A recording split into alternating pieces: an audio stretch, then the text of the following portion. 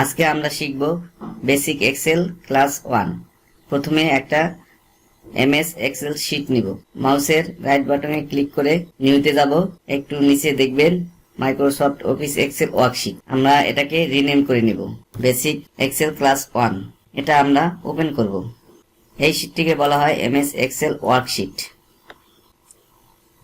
এই MS Excel ওয়ার্কশিটে যতগুলো ঘর দেখতেছেন সবগুলো একটি একটি সেল।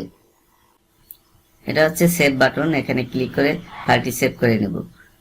এটা হচ্ছে আন্ডু দিলে পূর্বের অবস্থায় চলে আসবে। এটা রিডো দিলে পরবর্তী অবস্থায় চলে আসবে। Home, insert, page layout, formulas, data, এই বারটিকে ট্যাব বলে। হোমের এই ফাংশনগুলো যেখানে দেখাচ্ছে এটাকে বলা হয় রিবন। এটাকে বলা হয় সেল অ্যাড্রেস C4। এই ওয়ার্ডটা যে সেলে আমরা লিখেছি সেই সেলের অ্যাড্রেস হচ্ছে C4। সি কলামে 4 নাম্বার রোতে এই ওয়ার্ডটা লেখা হয়েছে। এটাকে বলা হয় ফর্মুলা বার। আমরা যদি ইকুয়াল দিয়ে 2 এবং 5 যোগ করি, আমরা এখানে 7 দেখতে পাচ্ছি। E2 এবং E3 সেল যোগ করে আমরা 7 পেয়েছি।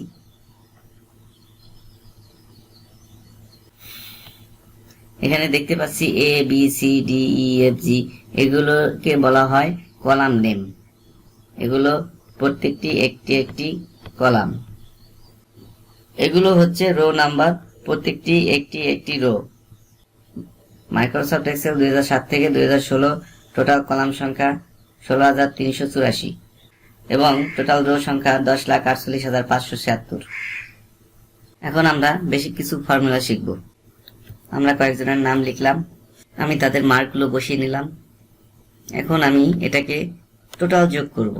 সুমন সে কত নাম্বার পেল। প্রথমে ইকুয়াল দিব, সাম লিখে ফার্স্ট ব্র্যাকেট দিব। যে কয়টা সেল যোগ করব ওই কয়টা সেল সিলেক্ট করব। ফার্স্ট ব্র্যাকেট ক্লোজ করব, এন্টার দিব। আবার একটা দেখাচ্ছি। প্রথমে ইকুয়াল দিব, SUM সাম লিখব, ফার্স্ট ব্র্যাকেট দিব। যে কয়টা সেল যোগ করব ওই কয়টা সেল সিলেক্ট করব। ফার্স্ট ব্র্যাকেট ক্লোজ করব, এন্টার দিব। টোটাল যোগ হয়ে গেল। আমি বাকিগুলো যোগ করার জন্য এখানে এই বিন্দুতে রেখে যখন প্লাস চিহ্ন আসবে তখন মাউসের লেফট বাটন চাপ দিয়ে ধরে নিচের দিকে টান দিতে হবে, তখন অটোমেটিক সবগুলো যোগ হয়ে যাবে। এখন আমরা এভারেজ কিভাবে করব। প্রথমে ইকুয়াল দিব, এভারেজ লিখব, ফার্স্ট ব্র্যাকেট দিব। যে কয়টা সেলের এভারেজ করব ওই কয়টা সেল সিলেক্ট করব। ফার্স্ট ব্র্যাকেট ক্লোজ করব, এন্টার দিব। এখানে এভারেজ মার্ক 77।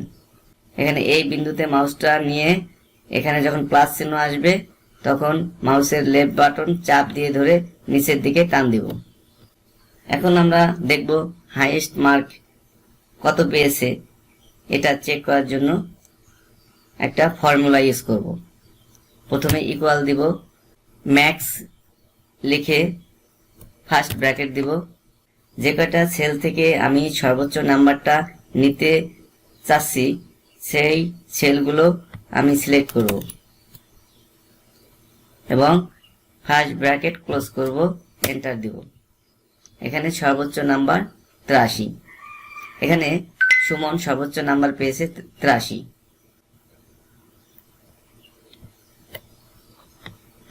আবার লোয়েস্ট নাম্বার কিভাবে বের করব। প্রথমে ইকুয়াল দিব, MIN লিখব, ফার্স্ট ব্র্যাকেট দিব, সেলগুলো সিলেক্ট করব, ফার্স্ট ব্র্যাকেট ক্লোজ করব, এন্টার দিব। এখানে সুমন লোয়েস্ট নাম্বার পেয়েছে 70।